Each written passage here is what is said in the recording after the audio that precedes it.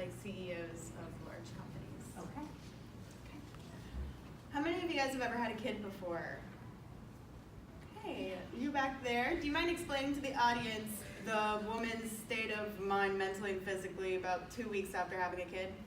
2 weeks after having a baby, well, you're not getting very much sleep because you have to feed the baby every couple of hours. And so you either set an alarm or the baby wakes you up. The baby isn't really on a schedule yet at that point. And whether you've given birth naturally or had a C-section, you've just undergone a huge change physically and are still recovering from giving birth. Yikes, does not sound like a good time. However, 25% of women are forced to return to work 2 weeks after having a baby. So who here knows what the difference between paternity and maternity is? Raise your hands. All right. So maternity leave and paternity leave, the biggest difference is maternity leave is for women and paternity leave is for men. Maternity leave and paternity leave don't include other things such as adoption, surrogate, and having your own baby. The U.S. is the only high-income country in the world that doesn't have a sort of maternal or paternal leave policy in place. In fact, in order to get any type of leave at all, there's a large list of qualifications that women have to have, and 40% of them don't qualify for that. This includes how long they've been at the company, how many hours they work a week, how much money they're making. 40% of them don't qualify for that. And so it's kind of up to you guys, the business owners, to implement what works best for you and your business. And right now we're not doing too hot because in order to stay on a good career path, women are choosing not to have kids, and the steep drop in birth rates is actually affecting the U.S. economy. For example, Germany has a great parental paid leave. For instance, they have 14 months of paid leave for maternity, and they have up to 3 years of a guaranteed job protection for the parents. And this is very common in all different countries. US is the only one that doesn't have this. And studies show that having 10 more weeks of parental leave helps children, it helps with decreasing the infant mortality rate by 10%. And yeah. One big company is Capital One. Capital One for maternity leave and paternity leave give you 18 weeks, but the first 8 weeks are fully paid, so you get your full salary, the hourly cost. The last 10 weeks are half of what you make, but Capital One gives you $32,000 to fill in your hospital fees, your daycare fees, any fees that is involved with your children. So Patagonia is another great example of a company that gives good parental paid leave in the U.S. So Patagonia currently offers 16 weeks of maternity leave and 12 weeks of paternal leave. And this is actually a really good amount of time compared to other companies in the U.S. The average is 10 weeks. And Patagonia also has on-site child care, and this has been going on for 33 years. And when the CEO of Patagonia was interviewed, she said that this has really benefited the company and both the parents, because when you have parents close with their children, it tends to help them out because they would feel more focused on their job and not think about where their children are and everything.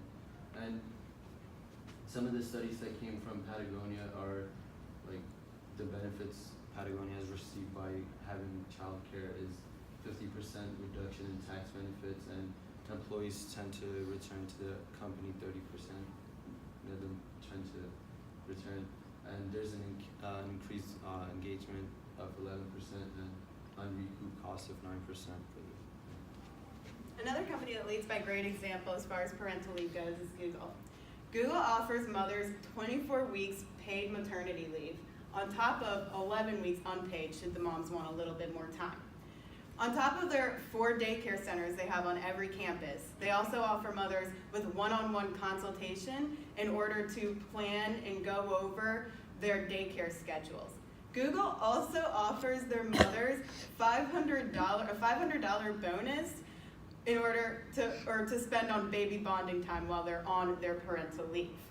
But I know what you guys are thinking. You might not be as big as these companies. How are you going to afford it? What is it going to cost you?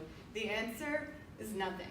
In fact, it costs 400% of a skilled employee's salary annually to replace them. And parental leave instills loyalty and decreases your employee turnover. Also, it decreases the employee turnover. Also, California is the only state in America that offers paid parental leave, and they have like a policy for it. 90% of companies that implemented it saw an increase in productivity. 87% saw absolutely no change, a decrease or anything in their income. So what are the benefits of having a parental paid leave? So the first benefit is it's more of like to the parent and the child. So there tends to be an increase of child immunization, and there also tends to be an increase of parent bonding. Research shows that when parents have more time to bond with their children, there tends to be a greater connection between the two, and this is one of the main points that helps the child succeed in their life. When giving paid maternity leave and paternity leave, your employees tend to be more loyal due to the fact you are paying them for taking care of their children, you know, when they're being born. So how can you create a good parental leave? So one of the things you can do is get your employees' opinion. Having their opinion helps them feel like they're part of the company because you're getting their input on decisions. And plus, this helps you tailor the needs of the employees because you can see what they want. The amount of time that you're offering your employees is also super important. You want to have at least 15 weeks. This allows the mother to recuperate from the birth, both physically and mentally. And usually after a couple of months, the babies are on a more fit schedule, and it's a lot easier for the mother to return to work that way. You guys should give 100% wage cut because they are still going to be doing work, whether it's at home work or coming to the office a couple of hours. So, in conclusion, you guys should take into consideration what we say to implement in your company, because it's not going to hurt you guys. It's not going to affect the income and assets you guys make within the company. It's going to enhance it due to the fact that your employers, they are going to stay loyal to your company. It's going to increase the inputs and outputs you guys have within your company.